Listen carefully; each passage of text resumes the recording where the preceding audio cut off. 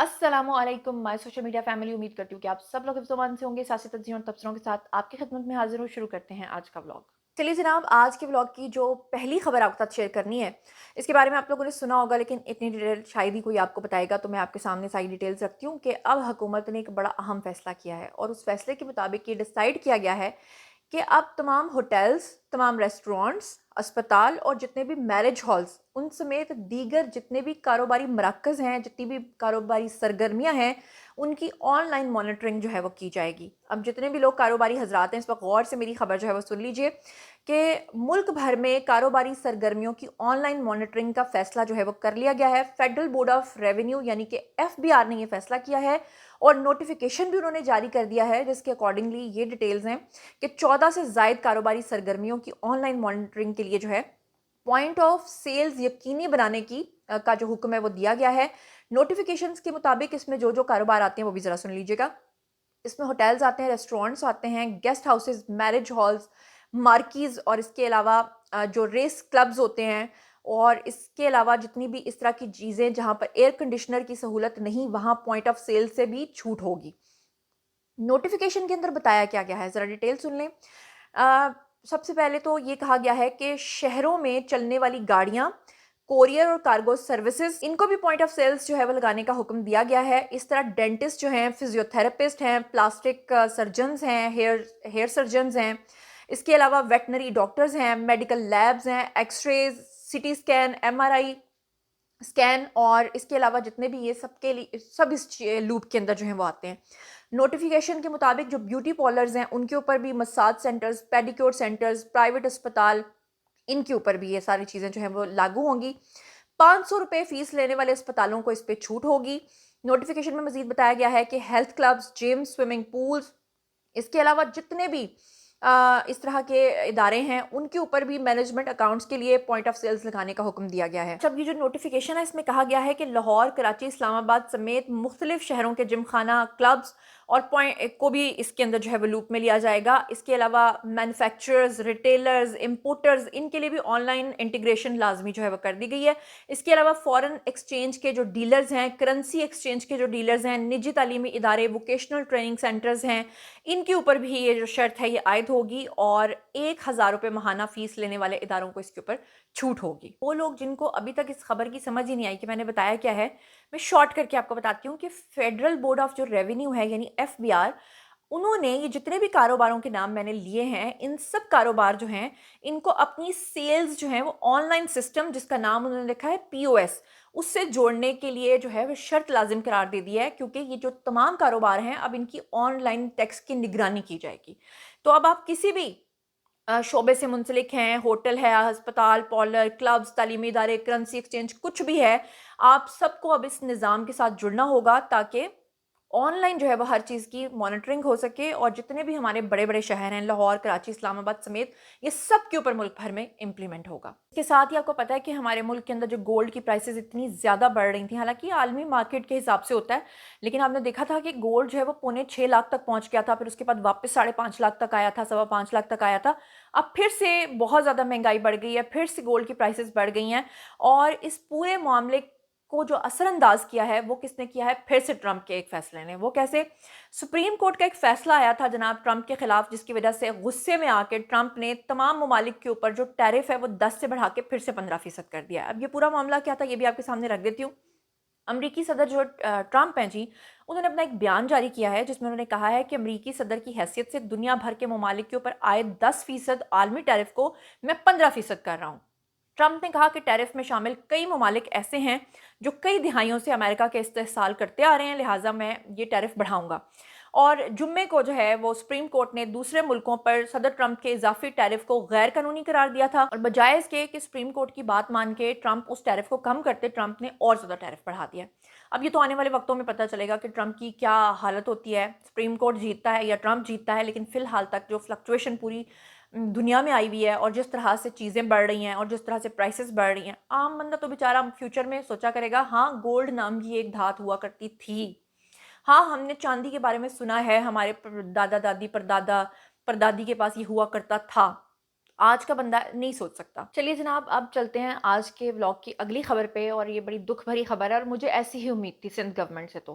آپ لوگوں کو پتہ ہی ہے کہ کراچی کے اندر جو پچھلے دنوں حادثہ پیش آیا، سانحہ گل پلازا، جو پورا پلازا جل گیا، اور جس طرح سے لوگوں کے وہاں پہ کاروبار ختم ہو گئے، اور اس کے بعد وہاں کی جو گورنمنٹ ہے سو کالڈ، انہوں نے آ کے اناؤنس کیا تھا کہ ہم ہر دکاندار کو 5-5 لاکھ روپے دیں گے۔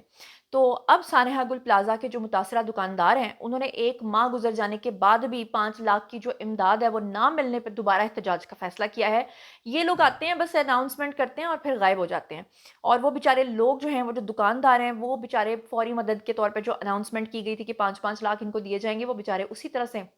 انتظار میں بیٹھے ہیں۔ یقین کریں سندھ کی گورنمنٹ تو اللہ معاف کرے اتنی ڈھیٹ ہے نا کہ ان کو تو فرق بھی نہیں پڑتا، آپ ان کے گالیاں بھی نکال دو ان کو فرق نہیں پڑتا۔ اور متاثرین جو ہیں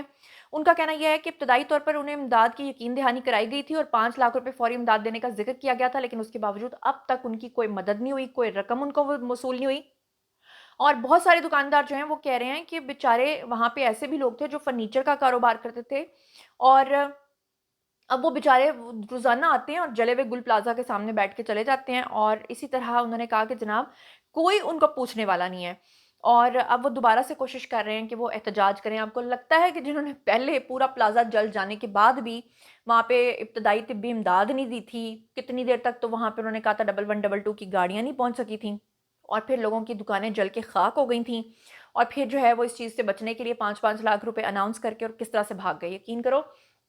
وہ جس طرح کی بچپن میں ہم فلمیں دیکھا کرتے ہیں نا انڈیا کی فلموں کے اندر وہ جس طرح کے سیاستدان دکھایا کرتے تھے نا، مہا ڈھیٹ قسم کے، اور مطلب یہ سچویشن ہے۔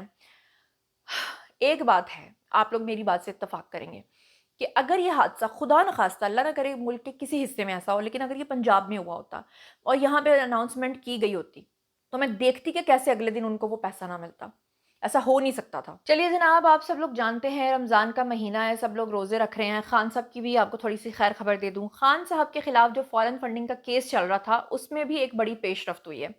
اور عدالت کا اس سلسلے میں ایک بڑا حکم نامہ جو ہے وہ جاری ہوا ہے۔ وہ کیا ہے وہ بھی ذرا سن لیجئے۔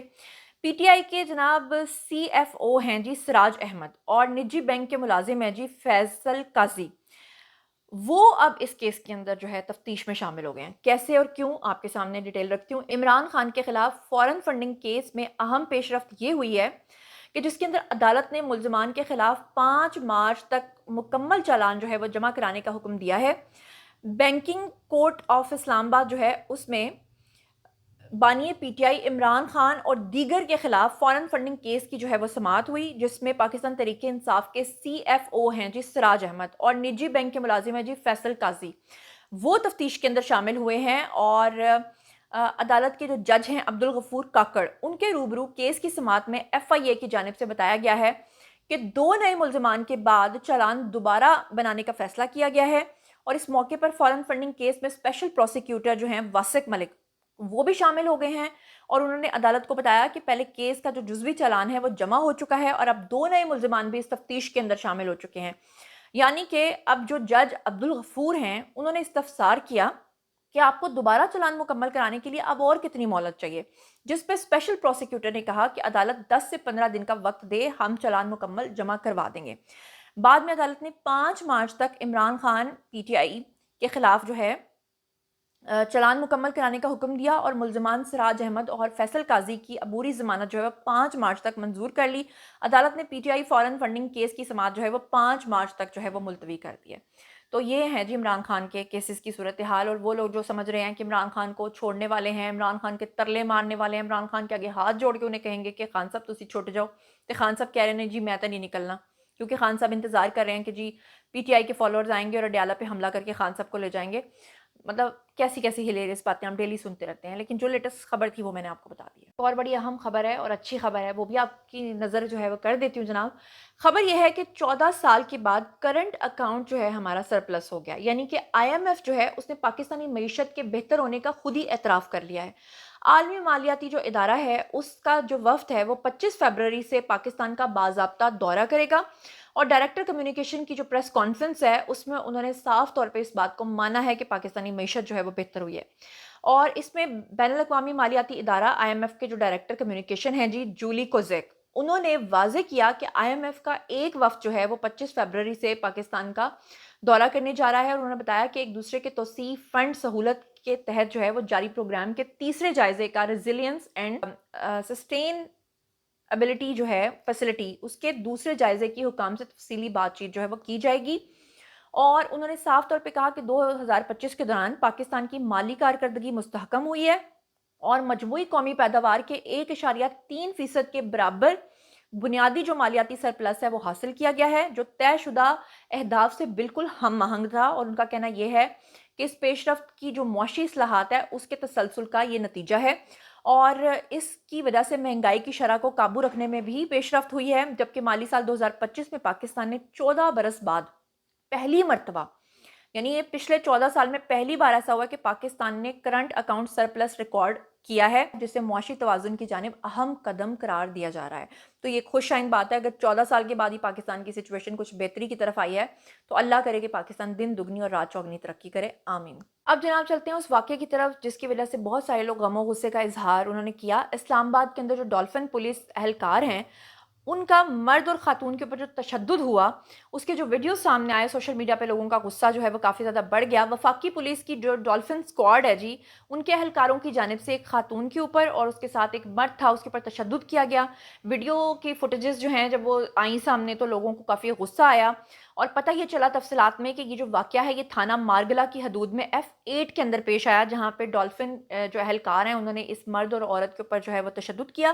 ڈولفن اہلکاروں نے شہری اور اس کی بیوی کو F8 میں ان کے گھر کے باہر روکا، اور پھر اس کے بعد اہلکاروں کی جانب سے شناختی کارڈ چیک کرنے کے اوپر تلخ کلامی ہوئی، اور پھر انہوں نے آپس میں ہاتھا پائی شروع کر دی. آئی جی اسلام آباد نے سوشل میڈیا پر وائرل ہونے والا یہ جو کلپ تھا اس کا نوٹس لیا، اور اس کے بعد اس خاتون اور اس آدمی کو جناب جن اہلکاروں نے مارا تھا، بدتمیزی کی تھی، ان کو معطل کر دیا. آئی جی کی ہدایات کے اوپر SSP آپریشنز نے واقعے کی انکوائری شروع کر دی، جبکہ پولیس نے دعویٰ کیا کہ دونوں فریقین کے درمیان اب جی صلح بھی ہو چکی ہے. تو یہ حرکتیں کرتے پھرتے ہیں، مطلب باقیوں کا بھی نام بدنام کرتے ہیں. ورنہ آپ سوچیں ڈولفن اسکواڈ جو ہے وہ اچھا کام کر رہا ہے، لیکن پھر اس طرح کی حرکتوں کی وجہ سے ان کی سبکی جو ہے وہ ہوتی ہے ہر جگہ پہ، اور پھر جن لوگوں نے تنقید کرنی ہوتی ہے ان کو ویسے ہی موقع مل جاتا ہے. ایک اور بڑی دل دہلا دینے والی خبر سامنے آئی ہے، اور اس سے پہلے اس طرح کی خبر مجھے یاد پڑتا ہے کہ آج سے کوئی 1.5 سال پہلے میں نے آپ کو ملتان سے بھی بتائی تھی. اچھا، ہمارے ملک کے اندر اس طرح کی نیگلیجنس بھی ہو سکتی ہے، میں کبھی سوچ بھی نہیں سکتی. یہ ولیکا ہاسپٹل ہے جی، وہاں پہ تقریباً کوئی کئی 100 افراد ہیں جن کے بارے میں جن بیچاروں کو یہ پتہ ہی نہیں تھا، وہ ہاسپٹل جاتے رہے اپنے کسی اور علاج کے سلسلے میں، اور جب ان کے بلڈ ٹیسٹ ہوئے تو پتہ چلا کہ ان سب کے سب کو جناب ایڈز ہو گیا. اور آپ کو پتہ ہی ہے کہ ایڈز جو ہے وہ آج کی دنیا میں بالکل لا علاج مرض ہے، اللہ معاف کرے. اور اس کے بارے میں جناب ان کو تب پتہ چلا کہ ان بیچاروں کو ایڈز کیسے ہو گیا، جب ان کو یہ پتہ چلا کہ ان کو غلط سرنجز لگا کے، جھوٹی قسم کی سرنجز لگا کے، اور اس طرح سے ان کو یہ انفیکشن جو ہے پاس کیا گیا. اس کے بارے میں مصطفیٰ کمال جو ہیں وہ شکر ہے کہ انہوں نے تھوڑا سا ہمت کی اور انہوں نے اس بارے میں بات کی،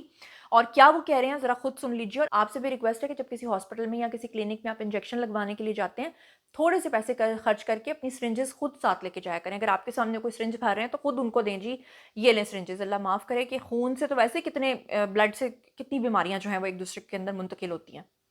سنیے کیا کہہ رہے ہیں مصطفیٰ کمال. ہاسپٹل ہے ولیکا ہاسپٹل، جہاں پر غلط سرنجز کی وجہ سے اس پوری ویسینٹی میں جو ہے وہ وہاں پہ یہ چیز ہوئی. Definitely provincial government, district government, سارے وہ ہاسپٹل جو ہے وہ پروونشل گورنمنٹ کے انڈر میں کام کر رہا ہے. لیکن میں نے اپنا ڈی جی ہیلتھ اس علاقے میں بھیجا. وہ جو لوگ جو کہ اس سے افیکٹ ہو چکے تھے ان کو ٹریس کیا سارا. وہ خدا نخواستہ ان کو اگر پتہ نہیں ہے اور وہ اگر اسپریڈ کر رہے ہیں تو یہ 84 نہیں، پھر پتہ نہیں کتنے 100 ہو جائیں گے. ان کو چیک کیا گیا، ان کا ٹیسٹ کیا گیا، اور یہ جب جا کر یہ 84 کی فگر نکلی، ورنہ ان کو پتہ نہیں تھا بیچاروں کو. اب ہم ان کو ڈیفینیٹلی دوائیں دے رہے ہیں ان کو. اب وہ جو چیزیں پہلے ہو رہی تھی وہاں پر اب نہیں ہونی، لیکن انفارچونیٹلی یہ والا واقعہ وہاں پر ہوا ہے. اچھا جی، اس سے پہلے کہ میں اگلی خبر پہ جاؤں، کل کے دن میں نے ولاگ نہیں شوٹ کیا تھا، اور کل کے دن جو ہے وہ پاکستان کے مختلف شہروں میں ارتھ کویک یعنی کہ زلزلہ آیا تھا.